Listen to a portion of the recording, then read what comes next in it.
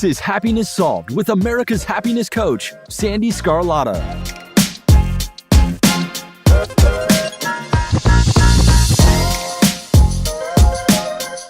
Hello, everyone, and welcome to today's episode. So today I am going to be speaking with the one and only disruptive entrepreneur, Rob Moore.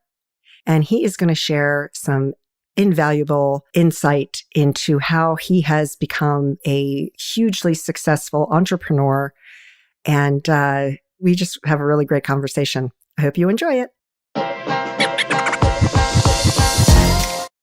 Right, if you'd like to get up in my messed up head, if you'd like to know what really goes on in here, apparently everyone does who follows me, you need to watch this episode. So I'm with Sandee, and she is the host of the Happiness Solved podcast. And I am her humble servant.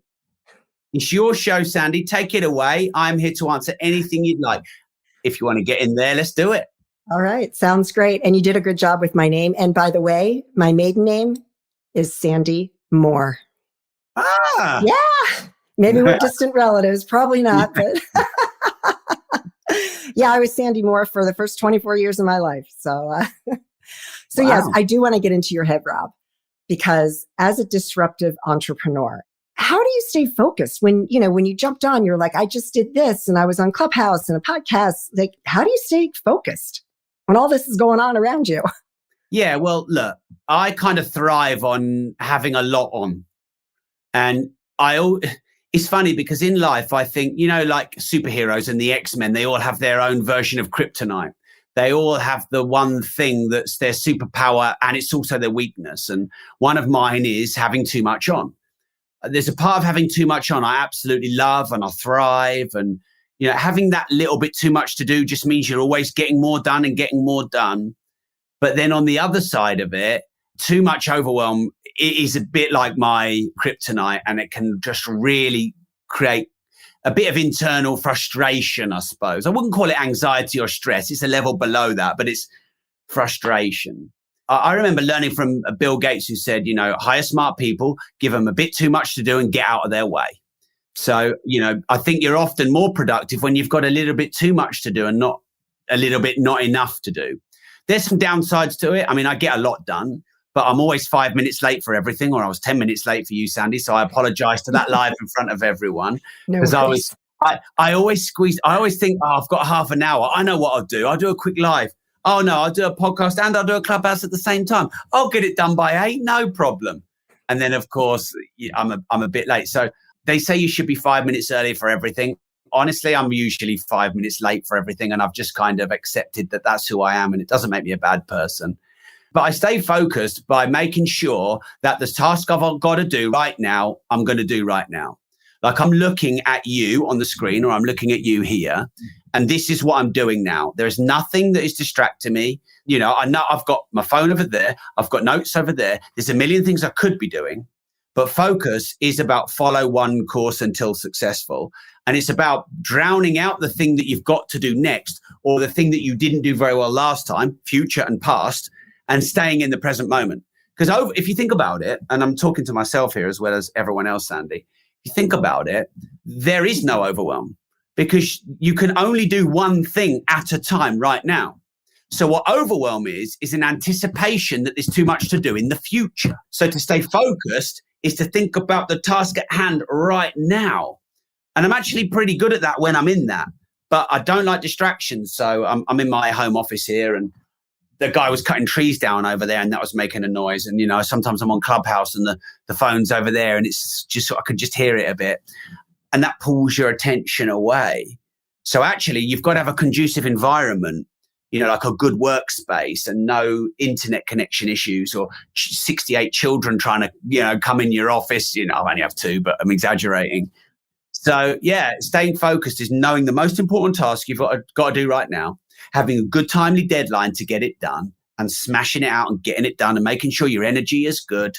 And it's a high value task and not a low value admin task. No, I like that.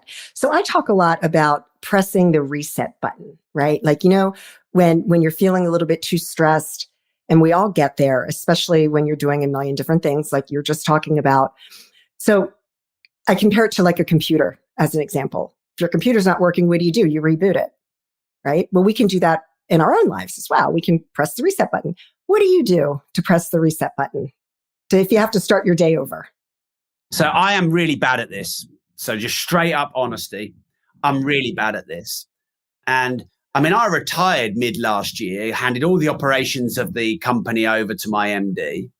Clubhouse came along and it was brilliant because it filled my void of space and time with something that could basically just cure me from my own boredom. I'm the worst bored person in the world. I just mess everything and everyone up when I'm bored.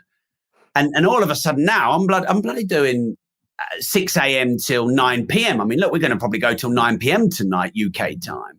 And I'm bashing out days like that for fun every weekend as well. And so I'm the worst ever at recharging and resetting.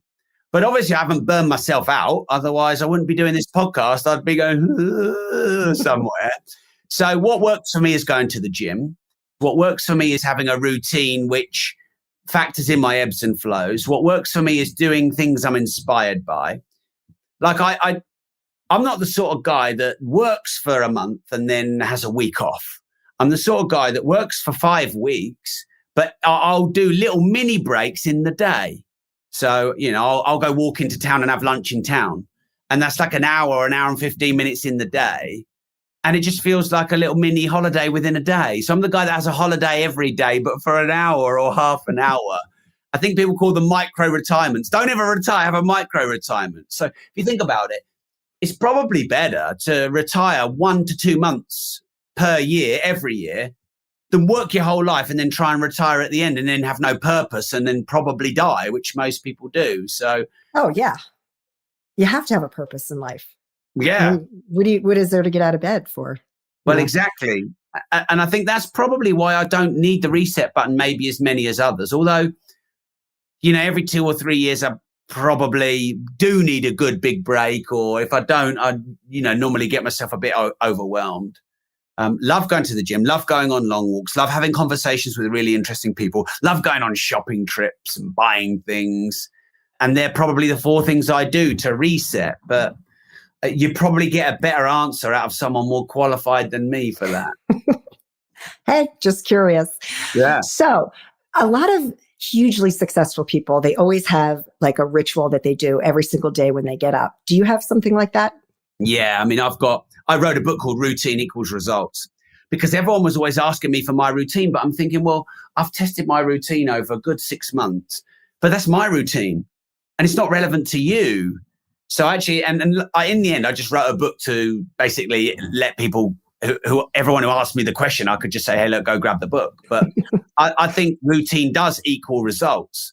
And there's a paradox of being an entrepreneur. And it is, you spend many years of your life craving freedom and not liking your boss and not liking your hours and not liking your work and not liking the deadlines and not liking A, B, C, D, and E of working for someone else. And then you have this naive, delusional fantasy that when you work for yourself, you've got ultimate freedom. You can get up when you want. You can do what you want.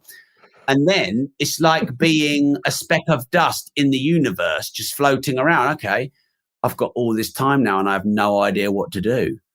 I have no idea what task to do first. I don't know what a deadline is. I don't know where to start. And it can be very disorientating. And then you can just end up hustling away, but on all the wrong stuff. So just remind me of the question again, Sandee. I've gone off on such a tangent. I've got a bloody question. I was asking about your routine that you use like every morning to start your day. Yeah. So basically what I was going on a long tangent to say was that you need to test your own ideal routine. So sure, I'll tell you mine, but it's not really that relevant unless you're similar to me. So I get up between 5:15 and 5:45 a.m. I do check my phone. You probably shouldn't, but I'll probably just check WhatsApp and a few messages. I pretty much just get in the car and go straight to Costa Coffee. I listen to an audiobook in the car, but if my mind is full, I'll just listen to music because if your mind is full, there's no point putting anything else in it. So I'll have months of the year where I'll listen to like 100 audiobooks in 3 months. And then I'll have 2 months where I'm just listening to music because my head is so full with stuff I've got to do. So I'll go and get my medium skinny cappuccino extra shot from Costa Coffee. then I'll come back here and I will be buzzing, and I'll do strategy and vision. I'll reply to my emails. I'll do my content in the morning. I'll prepare my lives and all the episodes I've got to do. I'll ping off all the tasks to all of my staff and my team who've got to crack on and do their stuff. So that's my key result area, strategy and vision time. I'll jump on Clubhouse. I'll do a Facebook Live. I'll go and get my second coffee at about 9:30.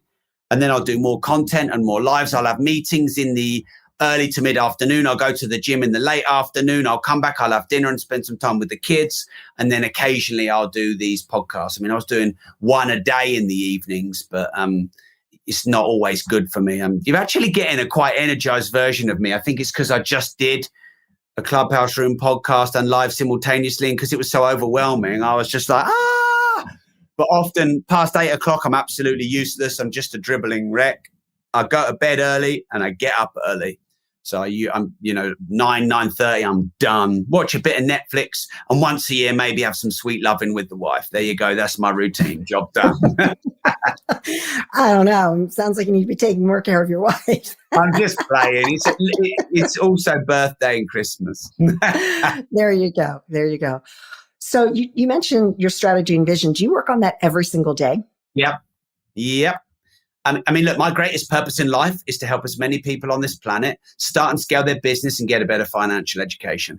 In my family and in my marriage, my job is to go build the empire. My wife's job is to go and look after the empire. That's agreed. They're roles that we both wanted.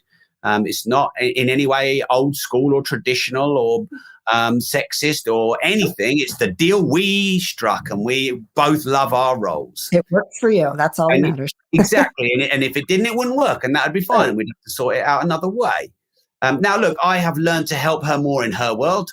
She doesn't really help me in mine because A, she sort of can't really, and B, she's not really into social media and all that stuff. But, I do try and help a little bit around sort of, when I say looking after the house, we've got a big freaking house and we've got 2 kids, and, she manages a lot of our personal money and stuff like that. She's like managing all of our cryptocurrencies and, moving money from sort of different businesses and different accounts. And she's really involved in that. And I really like that. So what was the question again, Sandee? Well, it's strategy and vision, because a lot of entrepreneurs and successful business owners that I speak with, they tend to do like a quarterly SWOT analysis or whatever. And you're saying you do that every single day. And look, I don't. Great. Yeah, I don't do like a strategy plan every day, but I work on strategy every day. So global partnerships, global reach, collaborations, joint ventures, figuring out our big problems that are going to get us to the next level. And sometimes I get drawn into tactical stuff, like which I'm trying to hire more ad-based staff in our team right now and helping my team with that.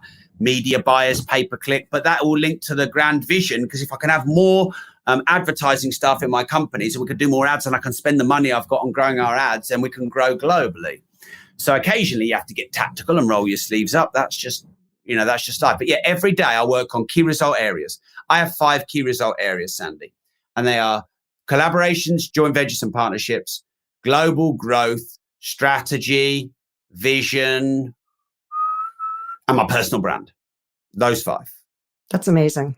Anything I'm not doing, anytime I'm not doing work on that, is taking me a bit further away. It's diverting the ship off a different direction. So, and I like to do that really early, because, 6 a.m., no one's annoying you. No one's up. The guy isn't cutting the trees down. The kids aren't running around. The dog isn't yapping away. People aren't on emails. People aren't on social. So those first 2 or 3 hours, they are the most important part of the day for me. But I work like that. Many night owls, they work really late at night. And the creative type people, they work late. So that's why I wrote routine equals results, so you can find your own flow in the day. Because I think we all have our highs and lows and ebbs and flows in the day. Yep. I think it's really important to batch your tasks according to that. Like sometimes I'm in a meeting at 3:30 and I'm thinking I'm absolutely knackered. And it's actually counterproductive to be in a meeting when you're knackered. So just moving that meeting another half hour early can make it a lot more productive. But it's really productive to do admin when you're knackered, because you're either like, I can't be bothered to do it. It's only admin, or you get it done real quick. So, yeah. So when you were just starting out, very beginning, what was it, the main things that kept you up at night? Oh, growth. It's always growth for me. The things that keep me up at night are always growth. Sometimes the children, of course, but always growth. All my challenges of growth. Yeah. Now, occasionally we might have an issue, a legal issue or a reputational issue. I've had maybe 2 or 3 of those, we've had plenty, because when you're an 8-figure a year business, you have challenges and difficulties and scraps and legal and reputational. And in fact, I don't think we've ever had an employment tribunal in 15 years. It's a bit of a miracle, because really, when you've been doing it this long, everything's happened. Sure, of course. And when you're putting yourself out there like you are, there's going to be things that pop up. Oh, 100%. I've got loads of haters, loads of them. But don't they say that could be a good thing? In fact, I've got enough haters. I need more haters. Come on, up your game. Well, look, don't try and get haters, but the amount of haters you've got is probably directly linked to the amount of fans you got. No haters, no fans, because you're not putting yourself out there. Because some people like my accent, some people hate it. Some people like the way I dress, some people hate it. Some people like my random or sort of somewhat scattered energy style. Some people hate it. So people will hate about you the very thing that's great about you. And the courage to be disliked and put yourself out in the world, regardless of what anyone will think of you, that is the greatest gift you can give to yourself and your community, who are there waiting to buy all your stuff. Love it. And it was interesting. I was talking to my son before this call, and he's going to be a disruptive entrepreneur at some point in his life. He is in college, but he's constantly calling me with, I've got this idea and this idea. So he wanted me to ask you. So this is for you, Brandon, because he's probably watching. Hey, Brandon. So he was like, how do you feel so confident when you're being disruptive? When you're, how do you keep that confidence going when you're being disruptive and then you've got those haters that are coming in? Okay, so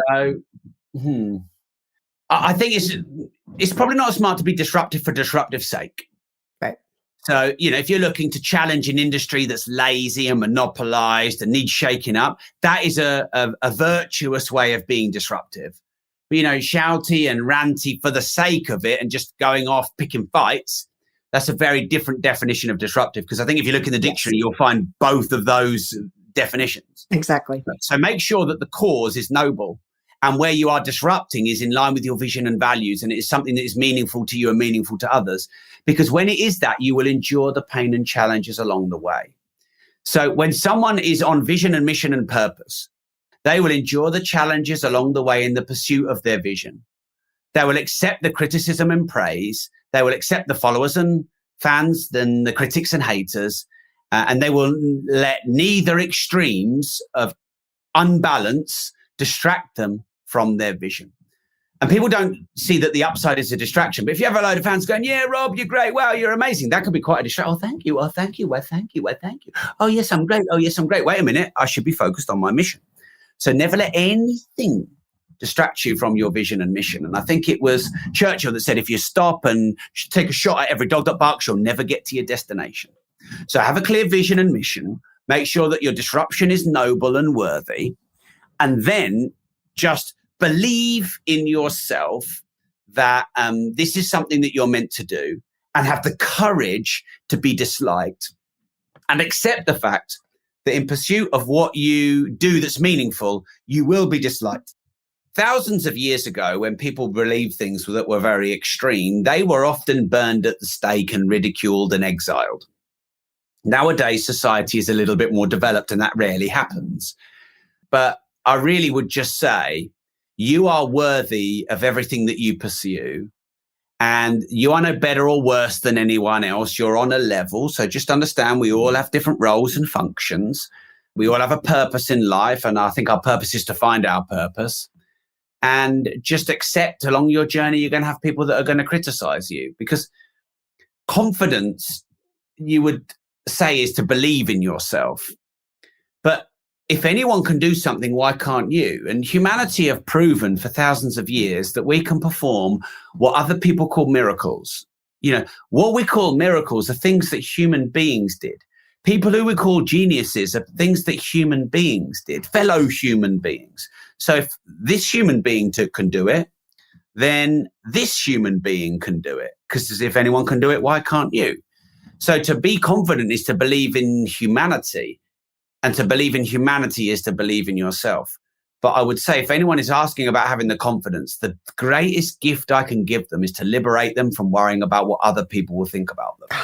Thank you.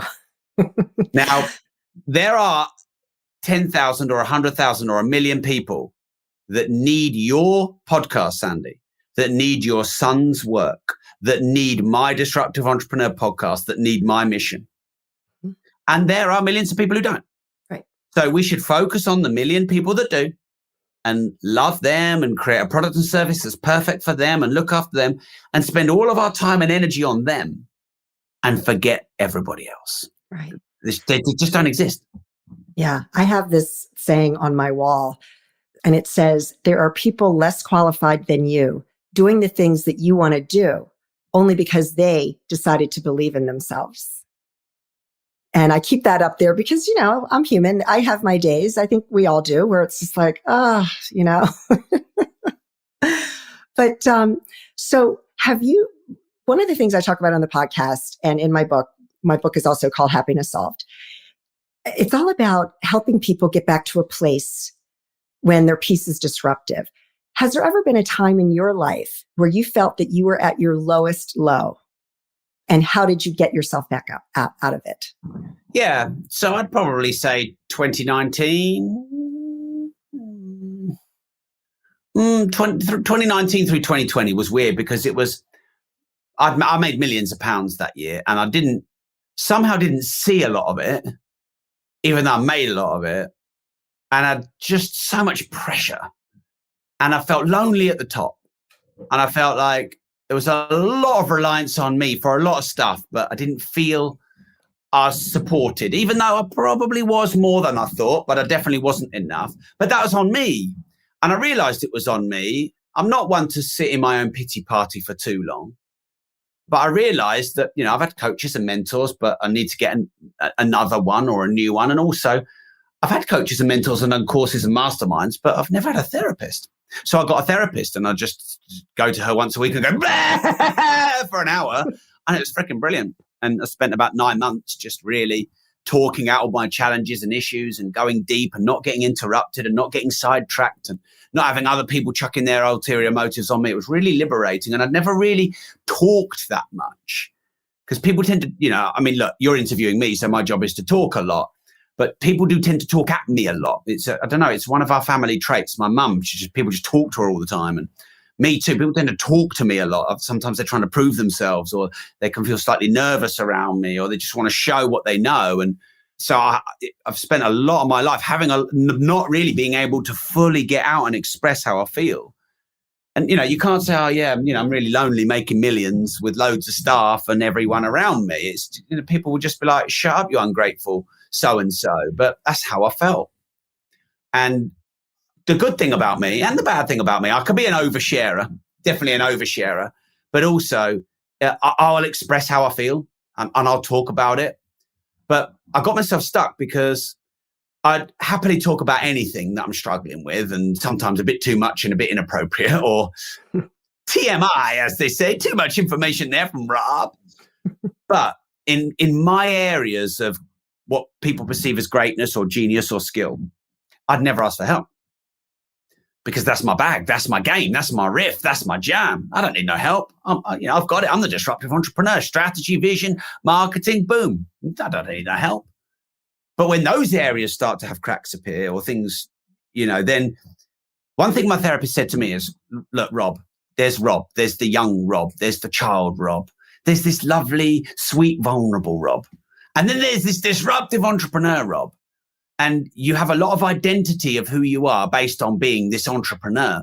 Who are you when you're not an entrepreneur? Like just Rob. That's so scary for me, Sandee, to think about and talk about because a lot of my identity is and was around being an entrepreneur. But the problem with that is if all of your identity is around what you do, when you're struggling from time to time with what you do, which we all do, then that can start to make you struggle with who you are. So you have to be able to disassociate from thoughts and feelings and identity.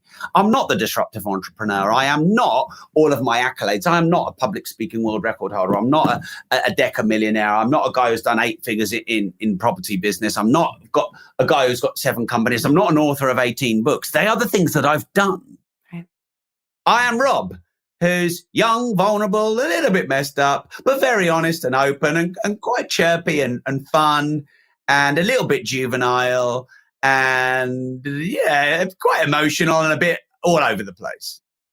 And I'm a human being who's worthy of love. And I've got my baggage. And that disassociation journey, because I get a lot of meaning and pride almost, not hubris, pride, but feel good. Yeah, look, I've done a lot of things in business. I've helped millions of people. I reach millions of people. That feels good. But to take that away can be very empty. And I went through that journey in 2019, 2020, and came out the other side. Thanks to therapy. Just in time for the pandemic. Yeah, exactly. While the pandemic was going on, it's all, you know what? I know a lady who's amazing. She was really high up in hostage negotiation, one of the top in the world. And I had her on my podcast. I'm good friends with her. And she said, usually people struggle when three main areas of their life are being disrupted.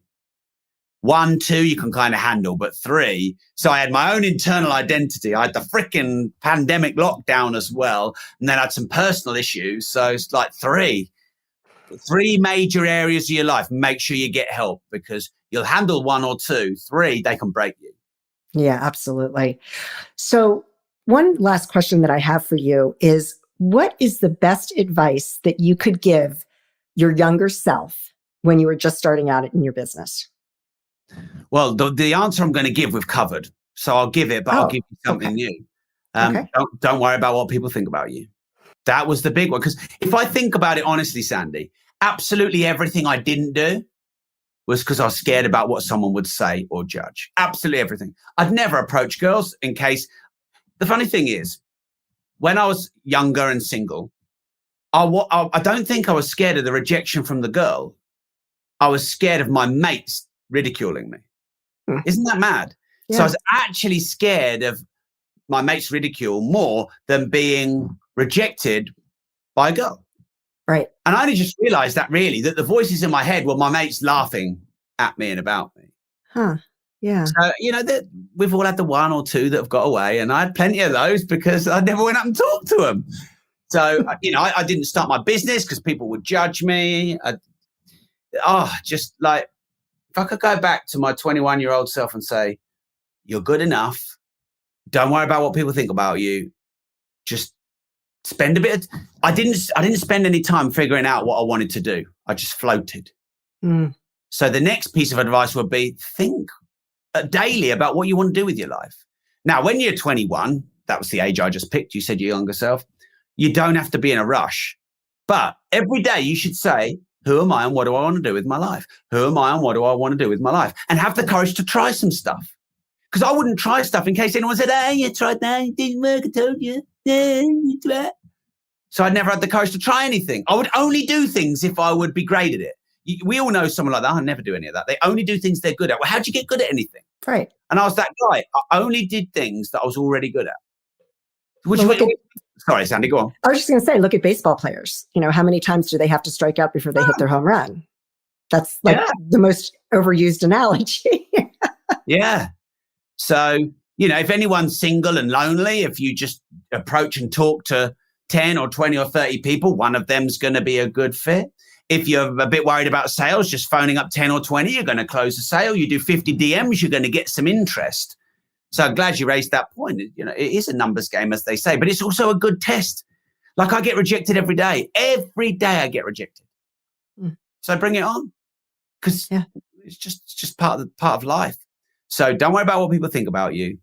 Think about what you want to do with your life and have a little bit more courage and conviction to go and try things, fail and experiment and test. They would be the 3 things I'd say to my younger self.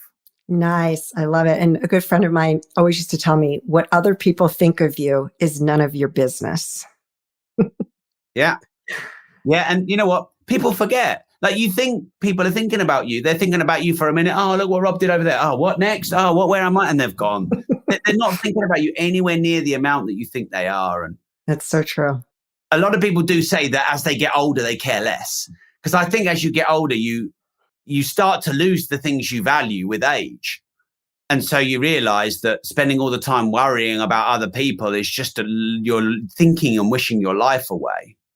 And you cherish, how really older people cherish children, because children have what they don't have much of left, which is time. And that's the most important thing. So focus on the most important things. Yeah. Grant Cardone's a friend of mine, and he said, look, if people are bitching and moaning, complaining, they ain't busy enough doing meaningful stuff. So stay busy doing meaningful stuff. You don't have time for bitching, moaning, complaining, and distracting and worrying about what other people think about you. If you're worrying about what other people think about you, you ain't busy enough.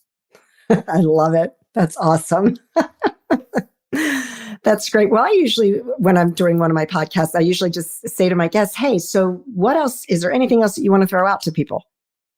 Well, I always finish every single episode I ever do on my own podcast and all of my content with a little saying, which I've said thousands of times. And I think it really sums up being a disruptive entrepreneur. And I think it sums up life. And it is this: if you don't risk anything, you risk everything. Yeah. I've heard you say that many times. That's awesome, Rob. Well, thank you so much. Rob Moore, the disruptive entrepreneur. This was such an honor to talk with you today. And you gave so much incredible information that's going to help so many people. I love that. You're awesome. Thank you, Sandee. Thank you, Rob. Take care. See you later. Okay, bye. Well, that was by far one of the most fun, entertaining interviews I have ever done. And he is a hoot by all means. So thank you for joining everyone today. If you'd like to learn more about me and my book, Happiness Solved, Climbing 100 Steps, you can go to sandeescarlotta.com. You can follow me on Instagram and Facebook at Coach Sandee Scarlotta. And as always, I hope that you and your family are healthy and safe, and that your life is filled with so much peace, joy, and happiness. Take care, everyone.